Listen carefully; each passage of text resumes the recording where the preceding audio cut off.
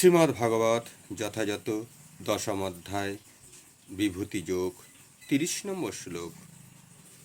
প্রহ্লাদশ্চস্মি দৈত্যনায়ং কাল কলায়াত্তামহম মৃগাণাং চ মৃগেন্দ্র অহং বৈনত্যশ্চ পক্ষী নাম।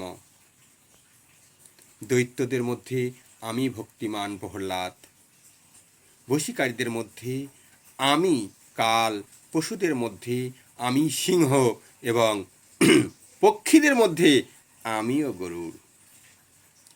দিতি অদিতির দুই ভগ্নী।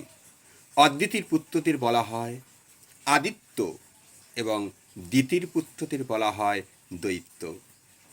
সমস্ত আদিত্যের ভগবানের ভক্ত আর সমস্ত দৈত্যেরা নাস্তিক।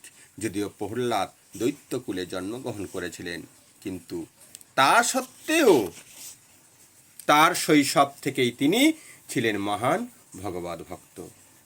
তার ভক্তি ও দৈব গুণাবলীর জন্য তাকে শ্রীকৃষ্ণের প্রতিনিধি রূপে গণ্য করা হয়। বশীকরণের জন্য বিভিন্ন ধরনের নিয়ম আছে, কিন্তু কাল এই জড় ব্রহ্মাণ্ডের সব কিছুকেই বশ করেন। তাই কাল শ্রীকৃষ্ণের প্রতীক। যত্তদের মধ্যে সিংহ সবচেয়ে শক্তিশালী। জন্তুদের মধ্যে সিংহ সবচেয়ে শক্তিশালী ও হিংস্র। সমগ্র পক্ষীকুলের মধ্যে শ্রীবিষ্ণুর বাহক গরুড় সর্বশ্রেষ্ঠ।